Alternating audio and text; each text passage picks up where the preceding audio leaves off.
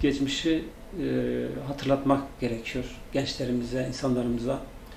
O zaman 10 yaşında olan bir çocuk şu anda 30 yaşında olanlardan haberdar değil. Herkes bilmiyor neler yaşandığını. Onun için yeni nesle aktarmak gerekiyor. Neler yaşadık, hangi günlerden bugünlere geldik anlatmamız gerekiyor. O yıllarda ben son sınıf 5. sınıftaydım. Birkaç stajım vardı. Onları geçtikten sonra uyarı kınamayla 6. sınıfa geçtim. Stajlarım bitti. Yani vermem gereken hiçbir dersim kalmadı. Tam o zaman. Üniversite mi hocam? Üniversite 6. seneme geçtim. Ben hani dedim dersler bitti artık, ben okulu bitirdim dedim. 99'du o zaman. İnternliğe başladım son seneye. Bir baktım ki son sınıfta da sıkıntı çıkartıyorlar. Ben de hocalarımıza madem böyle bir sorun var, üstten size emir gelmiş, bana müsaade edin. Ben başka ile gideyim, orada devam edeyim. Stajlarımı orada alayım. Nasılsa derslerim bitti. Alacağım stajlar. Stajlarda o zamanlar not vermiyorlardı. Belirtilen süre zarfında orada bulundunuz mu, stajı tamamlamış sayıyorsunuz. Grubun tümüne geçtiniz ya da kaldınız deniliyor. Şimdiye kadar grubu toptan bırakan hocamız olmamıştır. Hatırlamıyorum. Ancak bir öğrenci tek başına devamsızlık yaparsa, gitmezse o zaman staj tekrarı olabilir. Sonraki yıllarda not verme olayı oldu. Ben baktım ki Cumhuriyet Üniversitesi'ne devam edemiyorum. Tıp fakültesi son sınıf. Elazığ'a, Diyarbakır'a, Trabzon'a, Samsun'a gittim. Oralarda devam edebilir miyim diye düşündüm. Sabahleyin işte olabilir diyorlar. Öğleden sonra tekrar bir daha gelin diyorlar. Gittiğimiz zaman olamaz. Burada başlayamazsınız. Staj izni vermiyoruz diyorlardı. Adeta işte bizi takip eden biri varmış gibi. Bir baktık ki Türkiye'de hiçbir yerde, hiçbir üniversitede ben stajlarımı alamayacağım.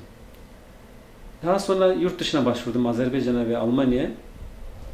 Ailem Almanya'da olduğu için Almanya'da da izin çıkmıştı. 7 tane stajım vardı. 12 ay içerisinde almam gereken 7 staj vardı. Onlardan onay aldık. Ve yurt dışına misafir öğrenci olarak gittim. Son sene 12 ayı Hannover Üniversitesi'nde tamamladım. Diplomamı alacağımı düşünüyordum.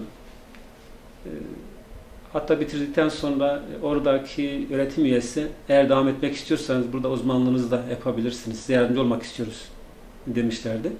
Tabii internlük bitince hayır uzmanlık başlıyor. Tabii ben Türkiye'deki olup bitenleri anlatmak istemedim. Dedim Türkiye'ye gitmem gerekiyor dedim. Konuya izah etmedim ben onlara dedim. Teşekkür ediyorum iltifatınız için, imkanınız, verdiğiniz imkan için. Ayrılmak zorunda kaldık. Türkiye'ye geldiğimde diplomamı istedim. Diplomayı vermez dediler. Senin o zamandan kalan davaların vardı. Davada Danıştay'da aleyhine sonuçlandığı için biz tutanak tuttuğumuz stajlardan seni geri bırakacağız. Yani dediler. Geçmiş olduğum stajlardan beni tekrar geri bıraktılar. Tabii normalde bu anayasaya aykırı bir durum. Yani hiçbir yönetmelik anayasaya karşı aykırı olamaz hukuki olarak. Normalde anayasada kılık kıyafet serbesttir üniversitelerde. Ne kadar da bunu belirtmiş olsak da davalarımızda maalesef mahkemeler yine de aleyhimize sonuçlandı.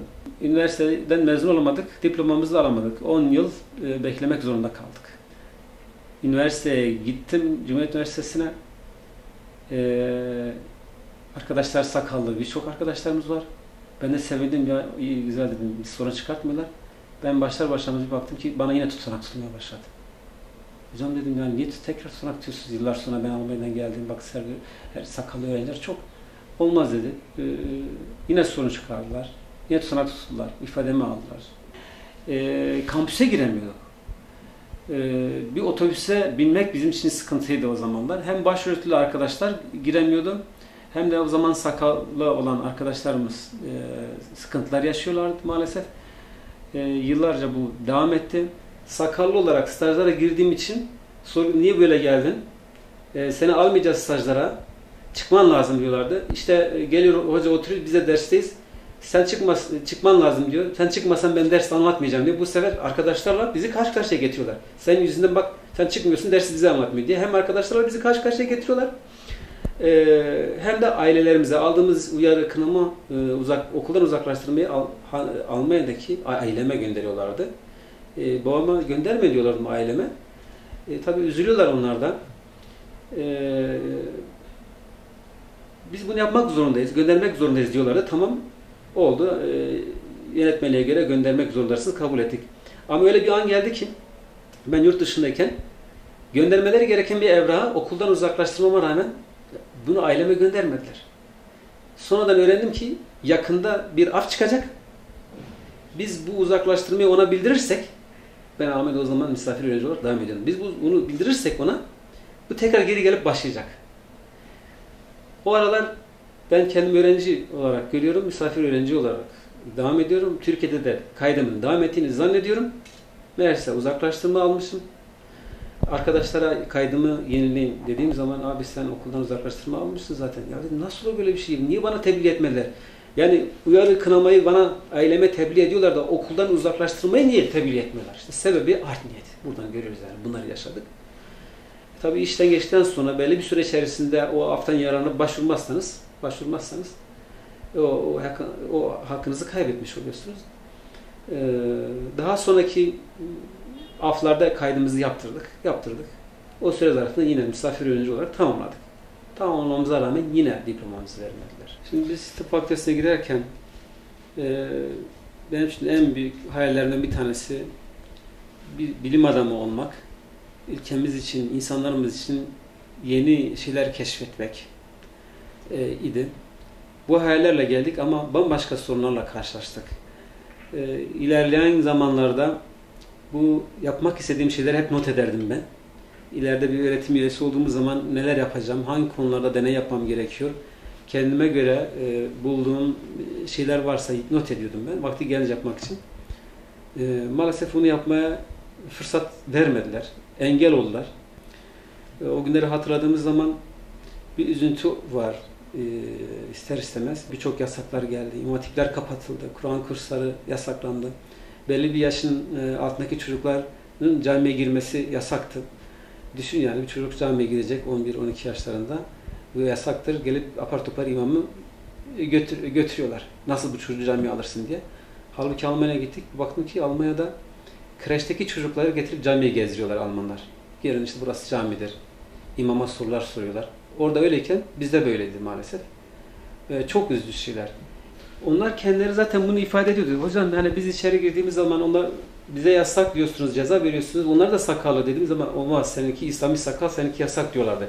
Yani dedim o zaman yönetmelikte, kanunda bunu tarif edin. Namaz kılan, İslami düşünceye sahip olan insanlara yasak vardır. Diğerlerine yoktur diye kanuna yerleştirin. Biz de kabul edelim. Uğramayalım. Bir de kendimize göre bir ülke bulalım. Diyorduk yani o zaman. Maalesef. Evet. Biz de şu anda sağlık ocağında bile çalışamayacağımı düşündüğüm bir yerde şu anda Halk Sağlığı Hizmetleri Başkanı olarak idari görev yürütüyorum. Tabii ne kadar şükretsek, hamd etsek azdır.